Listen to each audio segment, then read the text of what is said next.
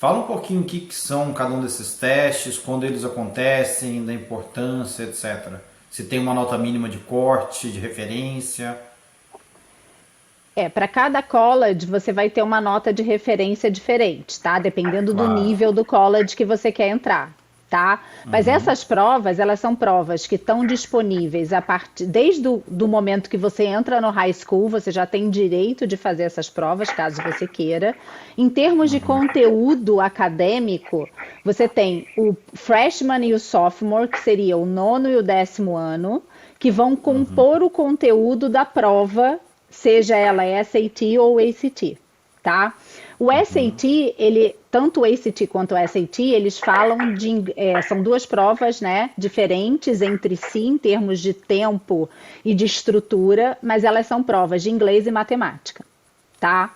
Elas têm estruturas um pouco diferentes. Todas duas são provas de tempo, né? Você tem um tempo para que você cumpra um determinado número de questões, então você tem que estar muito treinado para fazer a prova, muito mais na competência de se ajustar ao tempo da prova, ajustar o seu raciocínio ao tempo da prova, do que na competência acadêmica em si, né? Então a gente brinca que eles precisam treinar mesmo, igual fazer musculação, né? Eles precisam fazer muitos exercícios para poder performar bem, seja no SAT, seja no ACT. O ACT é uma prova mais fácil, só que ela é uma prova muito rápida, então você tem que estar muito competente para raciocinar muito rápido, né? Você tem em média menos de 1 minuto para fazer cada questão. E o SAT você tem em média 65 segundos para fazer cada questão. Então, dependendo do aluno, dependendo do formato de raciocínio, dependendo da personalidade, cada teste pode ser melhor para um tipo de aluno, tá?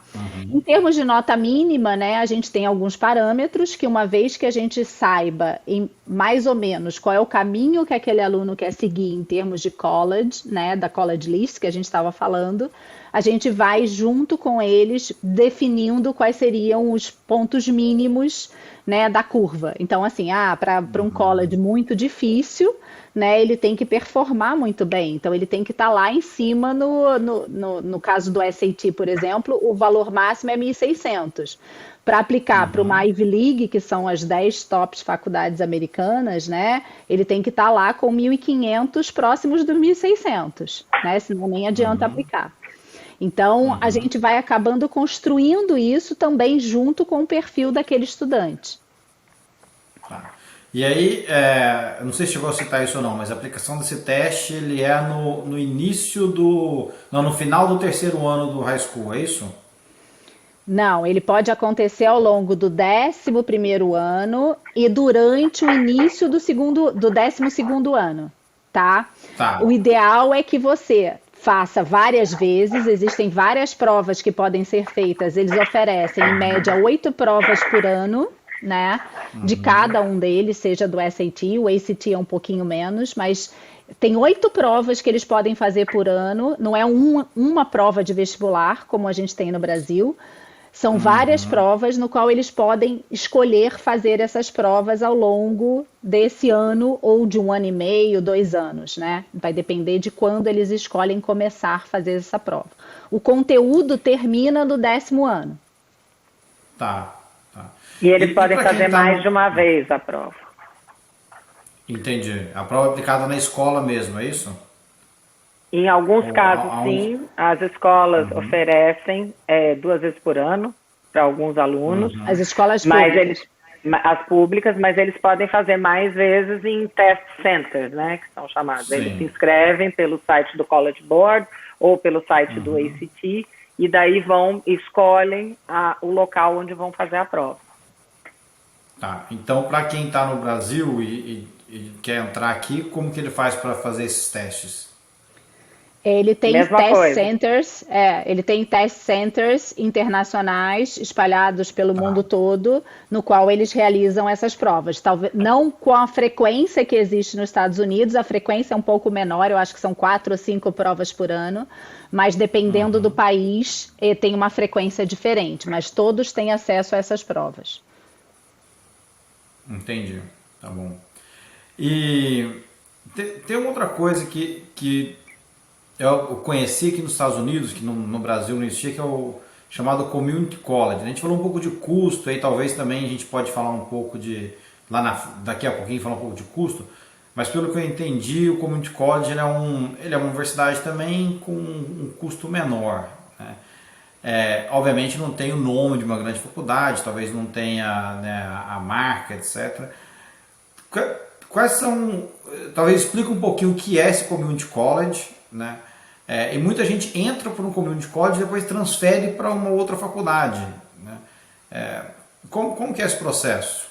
Na verdade, os dois assuntos se misturam. A gente falar do investimento e do Community College, a gente vai acabar falando das duas coisas juntas, que é o seguinte. Tá. Você tem a opção da educação gratuita nos Estados Unidos pelos 12 anos da high school, até a high school. Depois da high school, todo e qualquer investimento em educação será pago em algum nível. As universidades públicas americanas não são gratuitas. E aí a gente divide as instituições de ensino superior em 3 tipos, né? O Community College, as universidades públicas e as universidades privadas. Qual a diferença entre eles?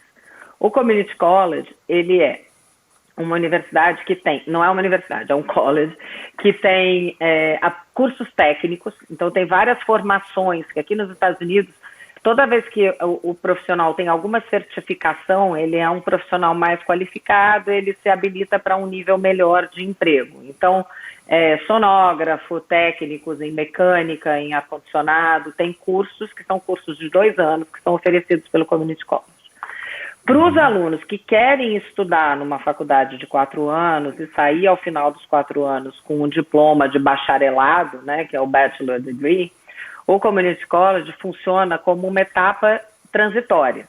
Eles vão ter 2 anos estudando nesse Community College, onde eles vão fazer o que era chamado lá no nosso tempo de ciclo básico da faculdade, porque lembra que eles só precisam escolher o major ao final do segundo ano, né? Então eles vão fazer os 2 anos do ciclo básico exigido pelos colleges, no Community College, construindo um bom currículo nesse Community College. Depois desses 2 anos, eles aplicam como alunos em transferência para uma universidade de 4 anos. Então, eles saem com a formação do ciclo básico e vão terminar a educação no seu college de 4 anos por mais 2 anos, tá? Os 2 anos do Community College valem.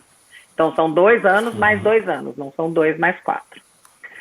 E aí, o outro tipo de instituição, ele tem uma vantagem financeira, né, o Community College, porque para começar, geralmente essas instituições são na cidade onde o aluno mora, então ele já não precisa gastar com a moradia na faculdade, com a alimentação, é meio que um modelo parecido com o do Brasil, né, porque aqui nos Estados Unidos eles costumam sair de casa, morar na faculdade, porque as faculdades não necessariamente, as melhores opções ali da sua college list são na cidade que você mora.